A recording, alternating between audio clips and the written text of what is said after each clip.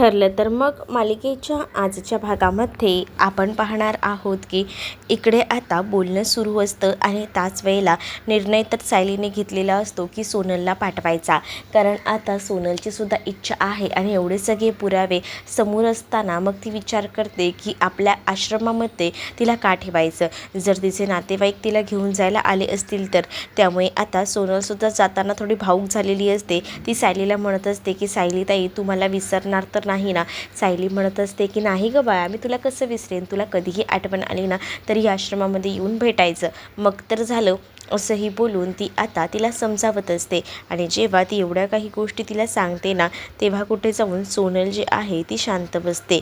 मग दुसरीकडे आता पाहायला मिळत असतं की आता जात असताना हे सगळे जे प्रकार आहेत ते घडत असतात. तेव्हाच ना सोनल तर जाते, पण तेव्हा इकडे जी मनू आहे ती म्हणत असते की आज जसं सोनलला तिचं कुटुंब मिळालं, तिला तिचे आई बाबा मिळाले, तसे आई बाबा मला कधी भेटतील अशी ती आता आस लावून बसलेली असते. तेच आता दुसरीकडे सायली म्हणत असते की मनू, तुला जरी कोणी नाही भेटलं ना तरी तुझ्यासोबत ही सायली ताई कायमच आहे असंही आता म्हटलं जातं. आणि मग काय, प्रेमाने तिला जवळसुद्धा घेतलं जातं. तर दुसरीकडे श्वेता म्हणत असते की सायली, आज तुझ्यामुळे ना बऱ्याच काही गोष्टी ज्या आहेत ना त्या शक्य झालेल्या आहेत, नाहीतर आम्ही विचारसुद्धा केला नव्हता की एवढं सगळं काही घडेल आणि एवढं सगळ्या गोष्टी चांगल्या पद्धतीने होतील, पण आज तू ते करून दाखवलंच असंही आता म्हटलं जात असतं. ते सायली आता त्या जाणाऱ्या सोनलकडे बघत असते. तिला ना कुठेतरी मनामध्ये असं वाटत असतं की तिने जो निर्णय घेतला आहे तो कोणत्या घाई गडबडीने तर घेतलेला नाही ना, हाही विचार ना मनामध्ये तिच्या आता येऊ लागलेला असतो. तेव्हाच ना आता बाकी मुलांकडे बघून ती आता शांत राहते. तेव्हाच ती आता विचारही करत असते की सोनलला आपण पाठवण्यामध्ये घाई तर केलेली नाही ना. पण अर्जुन त्यावेळेला तिला विचारतो की काय झालं आहे, कारण आश्रमातील बाकी मुलांची सुद्धा तितकीच याच्याने तिला काळजी घ्यायची असते आणि ती आता थोडीशी विचारांमध्ये हरवलेली असते. मानसीला सुद्धा आता सगळीजणं समजवतात आणि त्यानंतर आता एक एक करून सगळीजणं आतमध्ये निघून जातात, तरीसुद्धा सायली दारावरच थांबलेली असते. सायली जेव्हा दारावरच थांबते ना तेव्हा मात्र आता सायलीला म्हटलं जातं की हो, आम्हाला कळतंय की तुला त्रास होतोय, पण ह्या सगळ्या काही गोष्टी ज्या आहेत ना त्या आपण व्यवस्थित करायला हव्यात. म्हणजेच मला एवढंच वाटतं की तू नको स्वतःला त्रास करून घेऊस. जे काही झालंय ना ते एकदम बरोबर झालेलं आहे. सगळ्या काही गोष्टी आपण बघितल्या आणि मगच तर जबाबदारी दिली ना सोनलची, पण तरीसुद्धा ना सायलीचं मन काही मानायला तयार नसतं. सायली म्हणत असते की तुम्ही बोलताय ते सगळं ठीक आहे, पण माझं मन कुठेतरी ना मला सारखं त्रास देते, मला विचार करायला भाग पाडते, म्हणून मला थोडंसं वाईट वाटते असंही आता ती म्हणत असते. तेच दुसरीकडे आता प्रिया इकडे तिकडे राऊंड मारत असते. तेच आता तिथे राकेश असतो आणि राकेश पुन्हा एकदा निगेटिव्ह विचार करायला चाललेला असतो. राकेश जेव्हा काही बोलणार तेच आता प्रिया त्याच्याकडे रागाने बघते. तेव्हा आता राकेश लगेचच पॉझिटिव्ह बोलायला सुरुवात करतो आणि म्हणत असतो की नाही नाही, खरं तर ना माझा आज खूप मोठा गैरसमज झाला. ते काय ना असतील ती लोक येतच असतील, कारण आपलं काम झालंच असणार आहे असंही आता तो म्हणत असतो. जेव्हा आता ह्या सगळ्या काही गोष्टी तो बोलतो ना तेव्हा मात्र आता इथे असणाऱ्या श्वेताचा तेवढ्यातच कॉल आलेला असतो. श्वेताचा जसा कॉल येतो तसं आता इथे लगेच कॉल रिसीव्ह प्रिया करते आणि मग प्रिया विचारते की बोल ना काय झालं. तेव्हा प्रियाला ती सांगत असते की एकदम भारी काम झालेलं आहे, म्हणजे तुला सांगू का, आपला प्लॅन पूर्ण 100% यशस्वी झालेला आहे. आणि हे जेव्हा आता कळतं ना प्रियाला तेव्हा प्रिया खूप जास्त खुश होते. तेव्हाच ना आता प्रिया विचारते की काय झालं नेमकं, कसं झालं. मग आता खरंच ना तू बोलतेस तसं हे सगळं काही सोपं नव्हतं, खूपच कठीण होतं, पण तू सगळं काही मॅनेज बरोबर केलं होतंस, त्यामुळे आता आपल्याला काही टेन्शन नाही असंही आता म्हणण्यात येतं. तेव्हा दुसरीकडे आता प्रियाला सगळ्या काही गोष्टी कळतात आणि आपला प्लॅन सक्सेस झाला आहे हे सुद्धा समजतं. आणि जेव्हा आपला प्लॅन सक्सेस झाला हे आता तिला कळल्यामुळे ना तिलासुद्धा आता थोडं बरं वाटलेलं असतं. आणि तेव्हाच ना इथे दुसरीकडे आता पाहायला मिळतं की सायली त्या लहान मुलीला भरवत असते. आणि जेव्हा त्या लहान मुलीला ती भरवत असते ना तेव्हा तिचं लक्षही नसतं. त्या मुलीच्या तोंडाला सगळीकडे लागलेलं असतं, तोंडात घास कमी आणि बाकी इतर ठिकाणी खूप जास्त लागलेलं असतं. आणि आणि त्यामुळेच ना आता सायली तिथे आल्यानंतर सायली आता म्हणत असते की सॉरी या बाळा. मग आता ती तिचं तोंड व्यवस्थित पुसते तोपर्यंत अर्जुन तिथे आलेला असतो आणि अर्जुन जो आहे तो सायलीला म्हणत असतो की सायली काय झालं आहे. तेव्हा सायली म्हणत असते की काही नाही, थोडीशी सोनलची काळजी वाटते बस, बाकी काही नाही. त्यावर अर्जुन म्हणतो की खरं तर ना उलट तू जेव्हापासून आश्रमामध्ये ही जबाबदारी स्वीकारायला आली ना तेव्हापासून ना तुला ना खरंच खूप असं एकदम व्यवस्थित काम करताना बघून मला बरं वाटतंय आणि तू ना खरंच ना मुलांच्या चांगल्याचा विचार करतेस, कधीही काही चुकीचं करत नाही आहेस असंही आता म्हटलं जातं. मग एवढ्या सगळ्या गोष्टी आता त्यांचं डिस्कशन होत असतात. तेच इकडे आता प्रियाचा प्लॅन सक्सेस झालेला असतो आणि त्यामुळे आता ही लोकं सेलिब्रेशन करत असतात आणि त्या लोकांना आता इतका आनंद झालेला असतो ना की ती लोकं शब्दात तो आनंद व्यक्त करू शकत नसतात. तेवढ्यातच आता तिथे सचिन आलेला असतो आणि सचिन म्हणतो काय बोलू प्रिया, तू तर ना लय मोठी कमाल केली आहेस बघ. मग आता सगळेजण प्रियाकडे बघू लागतात आणि मग सचिनला विचारतात नेमकं झालंय तरी काय, ते तरी आम्हाला सांग. तेव्हाच ना सचिन सांगू लागतो की खरं तर ना प्रियाने जी कामगिरी केली नाही एकदम भारी केली. म्हणजे आपल्याला आधी प्रश्न पडला होता ना की ही प्रिया त्या पोलिसांना इतकी उलटसुलट प्रश्न कशी काय विचारू शकते, पण तुम्हाला म्हणून सांगतो हिने जे काही प्रश्न विचारलेत ना ते एकदमच ना जबरदस्त असे आहेत. मी तुम्हाला सांगतो कारण आहे ना हे जे काही प्रश्न होते ते एकदम भारी होते आणि त्यामुळेच ना मला आता समजलं की हे सगळं काही असं शक्य नव्हतं पण ते करून दाखवलं. हे सगळं काही प्रियामुळे झालं आहे. आपल्याला तर कुठे माहिती होतं, आपण कुठे ओळखत होतो त्या माणसांना एवढं, असंही आता इथे सचिन बोलत असतो. पण सचिन आता एवढंही म्हणतो की प्रिया जेवढं सायली अर्जुनला ओळखते ना तेवढं कोणीही ओळखत नाही. मग आता इकडे नागराज म्हणतो की हो त्या बाबतीत आपण तर जेवढं कौतुक करावं ना तेवढं प्रियाचं कमी आहे.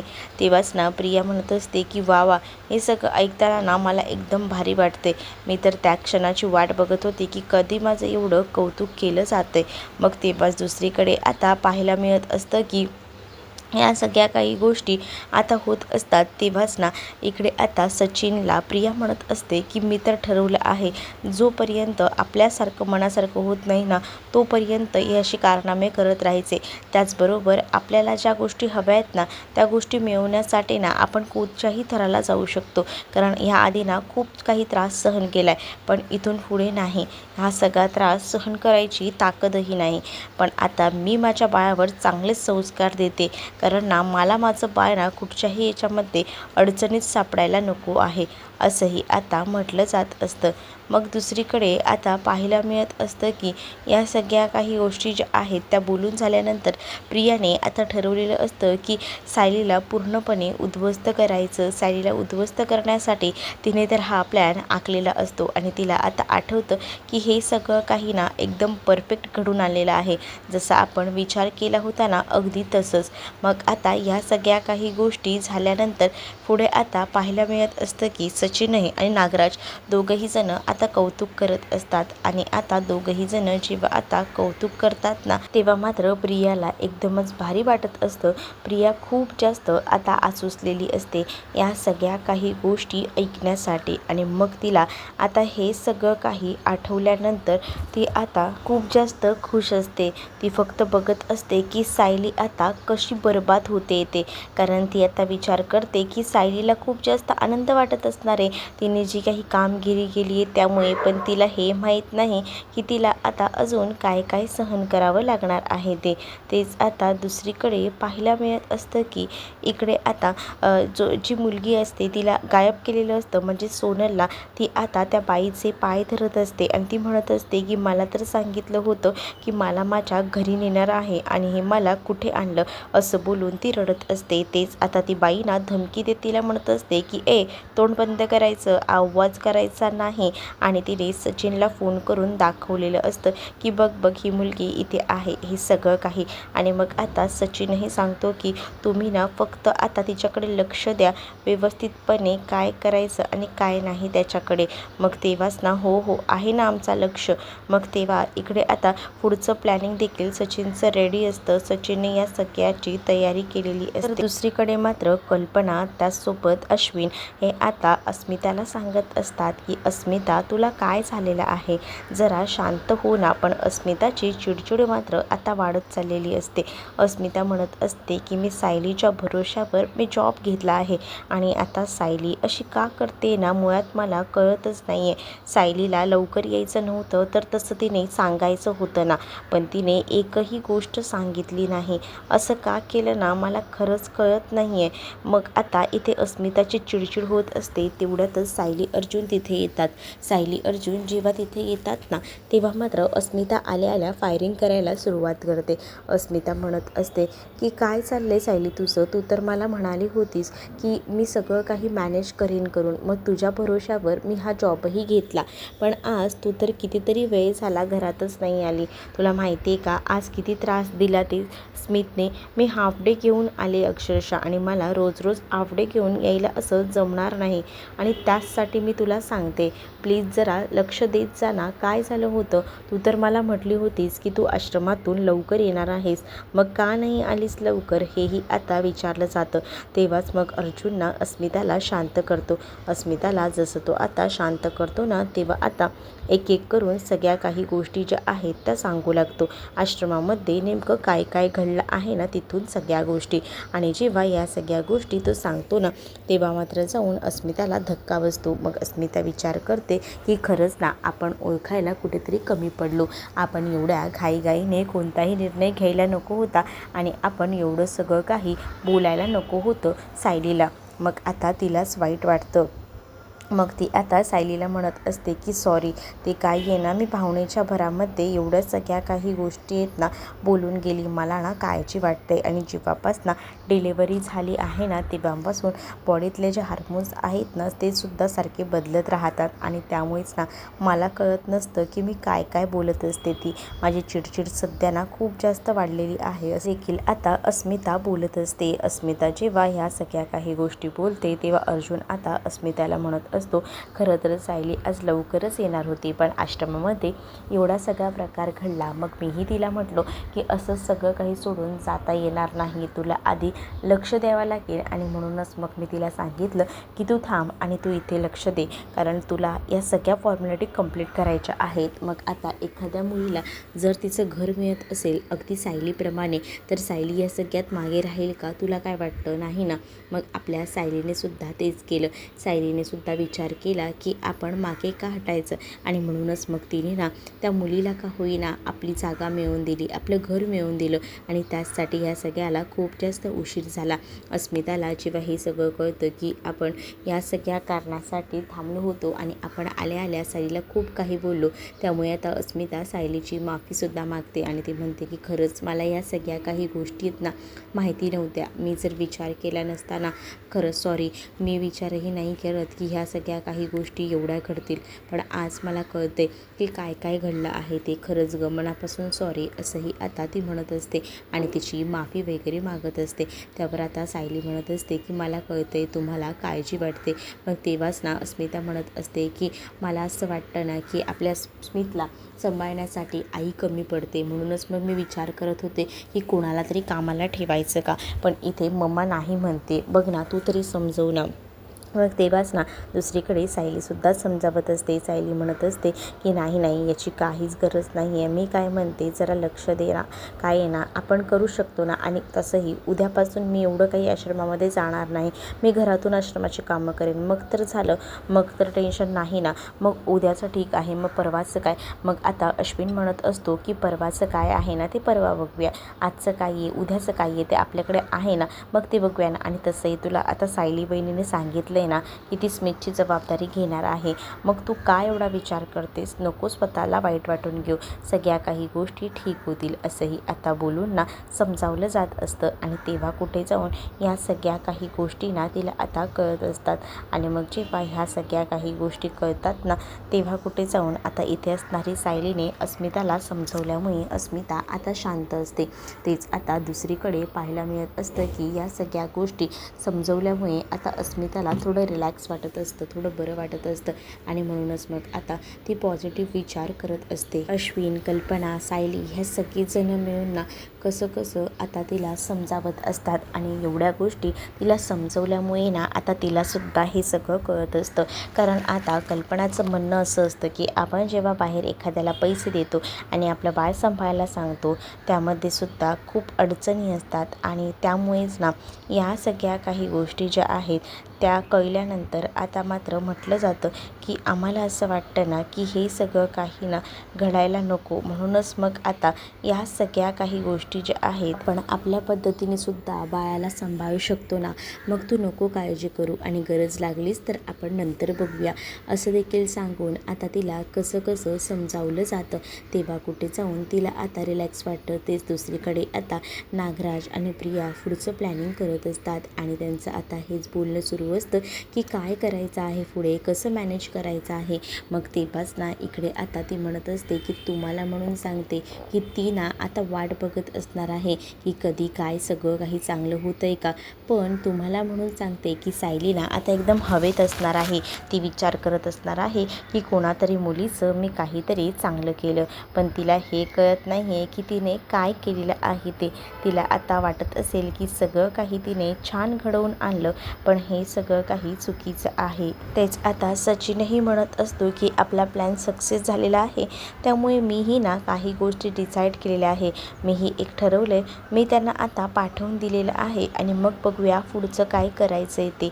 या सगळ्या काही गोष्टी आता सांगितल्यानंतर ना आता मात्र इकडे प्रियासुद्धा खुश असते आणि प्रियाने सांगितलेलं असतं की काही झालं ना तरीसुद्धा आता त्याला एकदम व्यवस्थित ना गायब व्हायला सांगायचं आणि जर तो गायब नाही झाला तर मग पुढे बघता येईल, पण एवढ्या सगळ्या काही गोष्टी आहेत ना व्यवस्थित कर असं देखील आता म्हटलेलं असतं.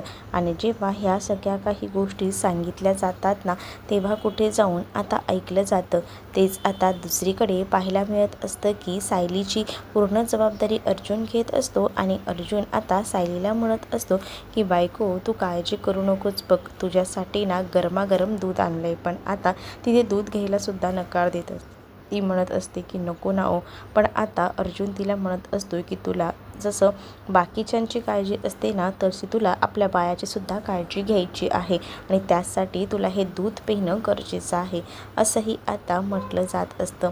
आणि जेव्हा या सगळ्या काही गोष्टी सांगितल्या जातात तेव्हा कुठे जाऊन आता इकडे सायली जी आहे ती ऐकत असते. सायली आता अर्जुनला सांगत असते की ठीक आहे, पण मी काय म्हणते तुम्हाला ऐकताय का तुम्ही. मग आता अर्जुन सायलीचे पाय दाबून देत असतो. अर्जुन जेव्हा सायलीचे पाय दाबून देतो तेव्हासुद्धा आता सायली त्याला पाय नको दाबू असं सांगत असते, पण आता अर्जुन काही ऐकत नसतो. दुसऱ्या दिवशी सकाळी आता इकडे ना एकदम सगळीजणं बसलेली असतात आणि तेव्हाच ना सायलीच्या हातामध्ये बाळ असतं. तर तोपर्यंत विमलचा कॉल आलेला असतो. विमल खरं तर गेलेली असते तिच्या नातेवाईकांकडे आणि त्यामुळेच ना तिने फोन करून सांगितलेलं असतं की आता मला लगेच येणं काही शक्य होणार नाही आहे. आणि तिची ती गोष्ट ऐकूनच ना आता मात्र कल्पना जी आहे ती लगेच सांगू लागते की एक प्रॉब्लेम झाला आहे. खरं तर मी बोलून घेतले विमलशी, पण आता तिला येणं शक्य नाही आहे, त्यामुळे आता मीही तिला म्हटलं की ठीक आहे नको येऊस म्हणून, आपण थोडं ॲडजस्ट करूया, हेही आता म्हटलं जातं. मग तेवढ्याच ना आता सगळ्या काही गोष्टी त्या वाटून वाटून घेतात की कसं काम करायचं आहे सगळं ह्या गोष्टी. आणि तोपर्यंत ना इथे मात्र आता पाहायला मिळत असतं की सायली आणि त्याचसोबत कल्पना बोलत असताना त्यांचं आता पुढचं डोहाळे जेवणाचं सुद्धा प्लॅनिंग ठरत असतं की कसं सगळं करायचं आहे. आणि त्याचसाठी त्यांनी आता ठरवल्याप्रमाणे ना प्रतिमाही आलेली असते आणि प्रतिमा आल्यानंतर आता ती म्हणत असते की काय चाललं आहे सांगा ना, मी पण आहे की तुमच्या मदतीला, काय काय करायचं आहे तेवढं फक्त सांगा. मग आता ती सांगते की हो मी सांगते ना काय करायचं आहे ते. मग डोहाळे जेवणाची कल्पना असं म्हणते की तयारी करायची, सायलीच्या डोहाळे जेवण एकदम धूमधडाक्यात आपण पार पडूया असंही आता त्यांचं ठरलेलं असतं. मग ते आता कसं करायचं काय करायचं असा सुद्धा विचार सुरू असतो. तेव्हाच आता कल्पना म्हणत असते की सायलीच्या डोहाळे जेवणाला काही कमी पडायला नको, जेवढ्या काही गोष्टी करता येतील ना तेवढं सगळं काही करूया. सायलीचे ना खूप जास्त मला लाड करायचे आहेत असं देखील आता बोललं जात असतं. तेच दुसरीकडे आता पाहायला मिळत असतं की हे सगळं बोलत असतानाच ना आता दुसरीकडे आता अस्मितकडे ह्यांचं लक्ष नसतं आणि अस्मित जो आहे तो आता बाहेर चाललेला असतो आणि तो बाहेर जात असतानाच ना त्याच्याकडे लक्ष हे झाल्यामुळे आता त्याचं बोट जे आहे ते चिमटणार होतं. त्यामुळे सायली खूप जास्त स्वतःला वाईट वाटून घेते. पण ते दुसरीकडे ना आता खूप भडकलेली असते. इकडे असणारी अस्मिता म्हणत असते की आता खूप झालं, आता मी माझ्या मुलाला सांभाळण्यासाठी ना कोणीतरी एखादी बाई ठेवणार आहेच. मग आता सायलीला वाईट वाटतं. ती अर्जुन समोर या सगळ्या काही गोष्टी बोलत असते. म्हणजेच ती आता अर्जुनला सांगत असते की मला असं वाटतंय ना की कुठेतरी ना मी कमी पडते की काय, आणि असं बोलून ती आता अर्जुन समोर रडून दाखवत असते. तर तुम्हाला हा भाग कसा वाटला ते मला कमेंट करून नक्कीच सांगा आणि अशाच अपडेटसाठी आपल्या चॅनलला सबस्क्राईब नक्कीच करा. चला तर मग भेटूया पुढच्या भागामध्ये. तोपर्यंत टाटा बाय. व्हिडिओ आवडला असेल तर लाईक करायला विसरू नका.